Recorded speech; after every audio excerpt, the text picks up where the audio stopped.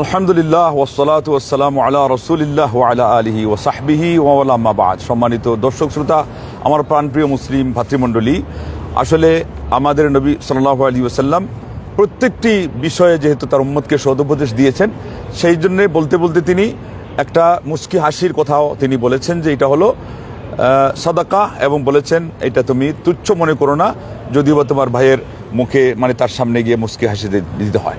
এখান থেকে বোঝা গেল যে সাধারণত এটা হবে কি, একজন মানুষের সাথে ফেস জন করবেন এবং তার দিকে তাকিয়ে আপনি মুস্কি হাসি দিবেন। কেননা কোনো সময় আছে যে আপনি হয়তো হাসতেছেন কিন্তু অন্যদিকে তাকিয়ে, অথবা দেখা যাচ্ছে যে আপনি নিচের দিকে তাকিয়ে এটা করছেন অনেকক্ষণ যাবত, তখন তার কিন্তু মন খারাপ হতেও পারে।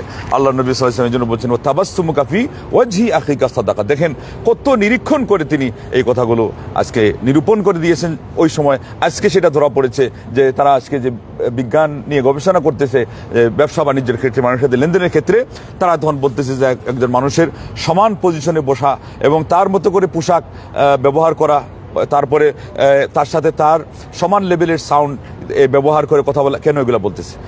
আর এই চায়না একটা প্রবাদ আছে যে তুমি যদি হাসতে না পারো, তাদের তো আর মুস্কি হাসি আর এই হাসির তারা অত পার্থক্য করতে পারে না। মোট কথা তাদের হাসিটাই হলো আসল। বলতে তুমি হাসতে যদি না পারো তাইলে তোমার ব্যবসার কোনো দোকান খোলার প্রয়োজন নেই।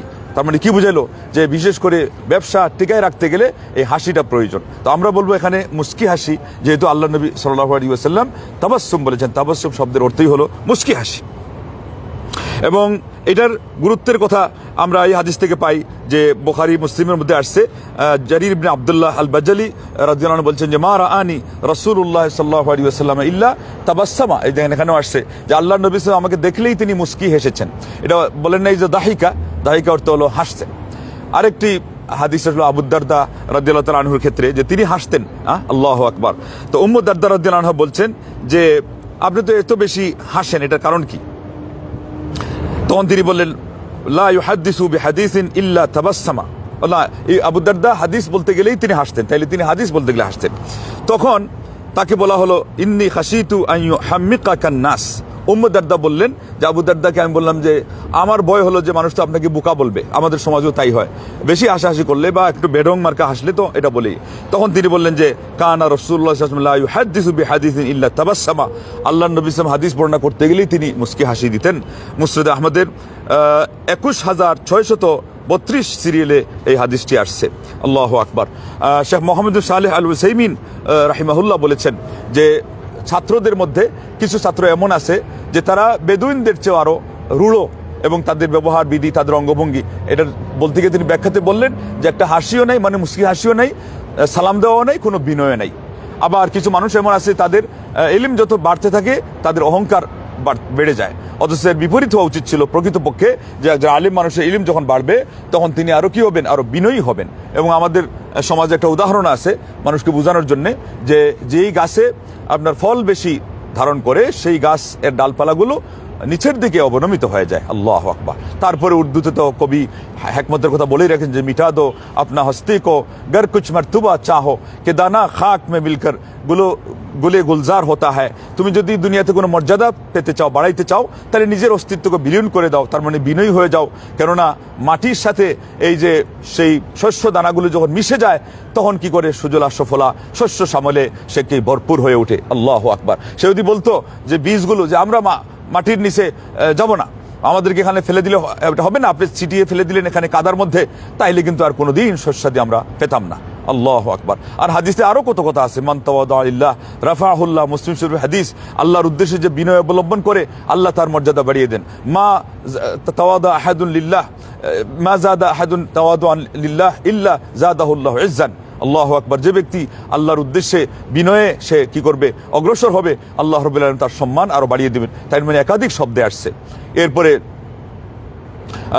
সেজদাতে কি পাওয়া যায়? সেজদাতে বিনয়টা প্রকাশিত হয় আল্লাহর সামনে অবশ্য, সেজন্য সেখানকার সওয়াবের কথা বলা আছে। ওখানেও একই অবস্থা, আল্লাহ রাব্বুল আলামিন তার মর্যাদা বৃদ্ধি করেন। তো মোট কথা মানুষের সাথে বিনয়ের যে কাজটা, এটাতে মানুষের কি হয়, মানুষের হৃদয়গ্রাহী হিসাবে এই মানুষটা তাদের সামনে উপস্থাপিত হয়।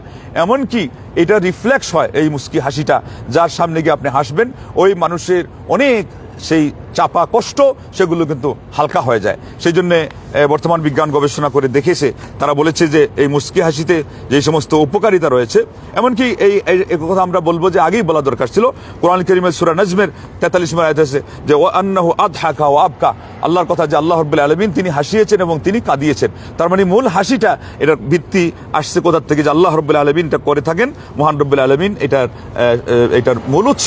এবং আপনারা সেই হাদিস শুনলে তো আরও আশান্বিত হবেন, যেদিন আল্লাহ নবী সাল্লাল্লাহু আলাইহি ওয়াসাল্লাম ওই যে বান্দার নিরাশ হয়ে যাওয়ার কথা বলতে বলতে বললেন যে আল্লাহ পাক বান্দার নিরাশ হয়ে যাওয়া দেখে তিনি আশ্চর্যান্বিত হন। এরপরে এই জন্য হন যে তিনি জানেন যে তার সেই বিপদ কেটে যাওয়ার সময় অতি নিকটে, সন্নিকটে এই আপনার বিপদ মুক্তির সময়কে রেখে একজন মানুষ যদি খুব বেশি ভারাক্রান্ত হয়, আবার হাদিসে আসছে যে মিন কুরবি কুনুতি ইবাদিহি ওয়া কুরবি গিয়ারিহি, তার বান্দার আল্লাহ থেকে নৈরাশ্য আর অন্যদের কাছে গিয়ে নৈকট্য। কিভাবে? সেখানে গিয়ে দুঃখ বলা শুরু করে। এর জন্য আলিমগণ বলছেন যে বিপদ আপদ অন্যদের কাছে বলা এটা মূলত ঠিক না, এটা হলো আল্লাহর বিরুদ্ধে অভিযোগ করার নামান্তর, কারণ বিপদ তো আসছে আল্লাহর পক্ষ থেকে। লা ইলাহা ইল্লাল্লাহ। এই জন্য হাদিসে আসছে যে অন্যের নৈকট্য সে খুঁজতেছে, আর ওইদিকে আল্লাহ রাব্বুল আলামিন থেকে নিরাশ হচ্ছে। ফায়াযাল্লু ইয়াদহাক লিমা ইয়ারা আন্না ফারজাহু করিব, তখন আল্লাহ হাসতে থাকেন, কারণ তিনি জানেন যে তার তো বিপদ কেটে যাওয়ার সময় সন্নিকটে।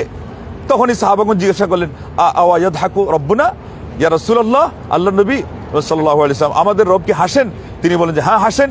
তখন সাহাবারা বললেন লান নাদিম মিন রব্বিন ইয়াদহাকু খায়রা, আল্লাহ আল্লাহ আল্লাহ, তাহলে যেই রব হাসেন, যিনি হাসতে জানেন, তার ব্যাপারে আমরা কল্যাণের ক্ষেত্রে কখনো নিরাশ হতে পারি না। লা ইলাহা ইল্লাল্লাহ। তাহলে আল্লাহ রাব্বুল আলামিন হাসেন, অতএব এটা আল্লাহর একটা সিফাত। আর ওই হাদিস বিশুদ্ধ নয় যে তাখাল্লাকু বিআখলাকিল্লাহ, কিন্তু ইত্তাসিফু বিসিফাতিল্লাহ, আল্লাহর বৈশিষ্ট্য যেটা আল্লাহর সাথে মানানসই হয় তার মতো থাকবে, আর বান্দা তার সাধ্য অনুযায়ী তার সাথে যেটা মানায় সেটা তার মধ্যে আসার জন্য বলেছেন যে তোমরা এই সমস্ত বৈশিষ্ট্যবান হও। যেমন দয়াবান হওয়া, আল্লাহরও তো একটা গুণ আছে, দয়াগুণ, মায়াগুণ, তো বান্দাকে আল্লাহ এটা হতে বলেছেন। আল্লাহু আকবার। তাইলে এখানে আল্লাহ রাব্বুল আলামিনের একটা গুণ হলো তিনি হাসেন, তথাপি আপনিও হাসির অধিকারী হবেন, এটা প্রশংসার বিষয়। আল্লাহু আকবার। সূরা নামলের 19 নম্বর আয়াতে আসছে ফাতাবাসসামা দাহিকান মিন কওলিহা, আল্লাহু আকবার। ঠিক তদ্রুপ সূরা হুদের 71 নম্বর আয়াতে আসছে ওমরাতু কায়মাতুন ফাদাহিকাত ফাবাশশারনাহা, আল্লাহু আকবার। তাইলে দেখছেন অবস্থা, জাকারিয়া আলাইহিস সালামের স্ত্রীর কথা তিনি বলেছেন যে তিনি হাসতেছিলেন। তাইলে এখানে কোরআন কারীমের মধ্যে হাসাটা নিন্দনীয় হবে না, ব্যাপক করতে হাসি, এখানে যেটা প্রশংসনীয় হাসি সেটাই উদ্দেশ্য হবে। আল্লাহু আকবার। এবং যেটা সূরা নামলের 19 নম্বর আয়াত, সেখানে কার হাসির কথা বলা হয়েছে? সুলাইমান আলা নবী সাল্লাম, যে তিনি কি করলেন, ওই আপনার পিপিলিকার কথায় শুনে তিনি হাসলেন। আল্লাহু আকবার। তো যাই হোক, মানে একটা প্রাণীর কথায় তিনি হাসলেন। তো এই যে হাসির সম্পর্কে এটা আসলো, এবার আমরা বলবো যে বৈজ্ঞানিক সূত্রে হাসি সম্পর্কে কি কি কথা আসছে।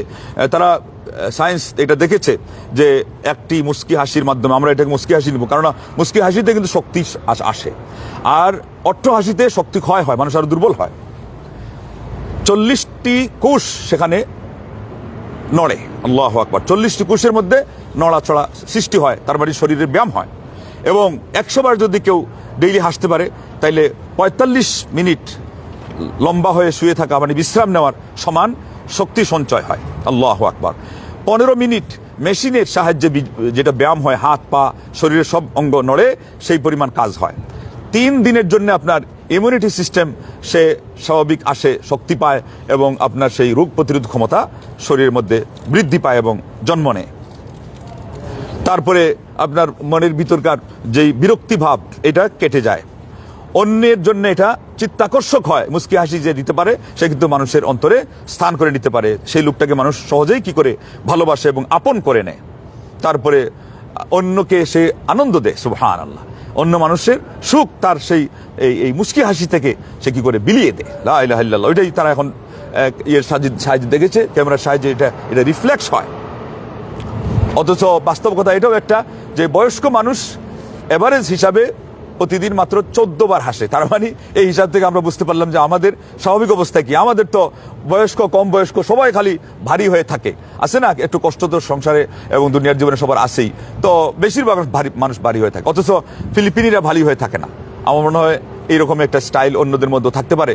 ফিলিপিনিরা কিন্তু বংশসূত্রে মূলত তারা মুসলমান, এখন তারা হয়ে গেছে খ্রিস্টান। আর খ্রিস্টানরা কোরআনে আসছে মুসলমানদের কাছে, এই জন্য বিশেষ করে মুসলমানদের সাথে তারা সহজে হাসে। আপনি একটা জিনিস জিজ্ঞাসা করবেন খালি হাউ আর ইউ, আর ফিলিপিনি ভাষায় বলবেন কামস তাকায়ও, তাইলে সাথে সাথে তারা দেখবেন একেবারে হেসে একেবারে পড়ে যাচ্ছে হেলে দুলে। আল্লাহু আকবার। তো এইভাবে সহজ হওয়া যায়, এটাতে নিজেই নিজেকে সহজ করা যায়, অনেক দুশ্চিন্তা এটা মুছে ফেলে দেওয়া যায়।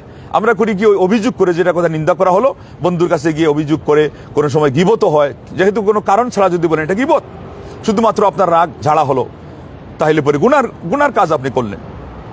এটার কারণে শেষ পর্যন্ত আপনার মন আরো ভারী হবে, আপনার শরীরের মধ্যে তার প্রভাব পড়বে। তো এই জন্যে সহজ হওয়ার জন্যে এবং অন্যকে সহজ করার জন্যে এবং সব কামানোর জন্যে, আল্লাহু আকবার, শরীরের ব্যায়ামের জন্যে, মানসিক ব্যায়ামের জন্যে, সব দিক থেকে আরেকজনের বদ্ধ দরজা খোলার জন্যে এই মুস্কি হাসিটা যদি এত শক্তিশালী একটা জিনিস হয়, এটাকে আমরা কেন তুচ্ছ তাচ্ছিল্য করবো?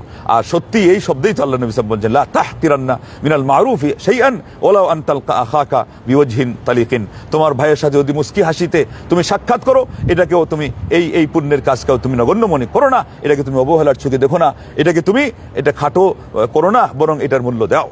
বাস্তবে আমরা এটা যদি প্র্যাকটিস না করি তাহলে কিন্তু ভুলে যাব। এই জন্য আমাদের সবাইকে সহজ হতে হবে। তবে এটা মনে করবেন যে যেখানে ভুল বুঝবে, আর কিছু মানুষ আছে যে এরা ওটাতে অভ্যস্ত না, এবং হাসির কিছু ঢং আছে, ওইটা দেখলে তারা মনে করে যে মনে করবে যে উনি আমাকে নিয়ে ঠাট্টা মশকারি করতেছেন, তাইলে তো ওইটাতে নিজেকে নিয়ে যাওয়া যাবে না। আল্লাহ নবী সাল্লাল্লাহু আলাইহি ওয়াসাল্লাম বলছেন এমন কথা বলা যাবে না যেই কথা বলার কারণে নিজেকে আবার ওই দুঃখিত বলতে হয়, অ্যাপোলজাইজ, আই এম সরি, এগুলো বলতে হয়। তাহলে পরে জায়গা বুঝে সকল কাজ করতে হবে। মোট কথা, আপনি মুস্কি হাসির অভ্যাস করেন, সামনে ফেস হলো যেখানে দেখবেন এই সমস্ত বাধা নাই। আবার কোনো সময় আছে যে আরো কেউ ভুল বুঝতে পারে, এমন জায়গায় এমন দিকে তাকিয়ে আপনি হাসতেছেন যেখানে হলো হাসির জায়গা না, তাইলে তো হবে না। অতএব আপনার এটাকে যতটুকু পারা যায় সংরক্ষিত রেখে এবং নিজের থেকে আপনি এটার অভ্যাস করেন যে একজনকে সালাম দিয়েছেন, সে হয়তো দূরে, আবার ফোনে কথা বলতেছেন, আপনি আপনার চেহারার মধ্যে একটা হাসির ছাপ ফুটিয়ে তুলেন, দেখবেন যে অনেক শক্তি আপনি পেয়ে যাচ্ছেন। এবং মুস্কি হাসিতে আসলেই শক্তি বাড়ে, এনার্জি বাড়ে। ওই হাসিটাই যত বেশি আপনার খুলে যাবে, দাঁত বের হবে এবং আওয়াজ সেখান থেকে উচ্চারিত হবে, তখন এখানে কিন্তু শক্তি থাকে না, ওইটা আরো শক্তি ক্ষয়ের কারণ হয়ে যায়। লা ইলাহা ইল্লাল্লাহ। ইসলামের মধ্যেই তাই রয়েছে বিজ্ঞান, ইসলামের মধ্যেই রয়েছে ইহ পরকালীন কল্যাণ, ইসলামের মধ্যেই রয়েছে আমাদের সর্ববিধ ভালো এবং দুনিয়া আখিরাতের সফলতা। আল্লাহ রাব্বুল আলামিনের আসমা হোসেনা ওসিলাতে দোয়া করছি, আল্লাহ পাক আমাদেরকে এই কথাগুলো বুঝে অনুধাবন করে, বিশেষ করে দাওয়াতি অঙ্গনে আমরা যাতে এটাকে প্রয়োগ করতে পারি সবের নিয়তে, আর এছাড়াও ব্যাপকভাবেও সব হিসাবে আপনি মুসলমানদের সাথে এটা বিনিময় করবেন।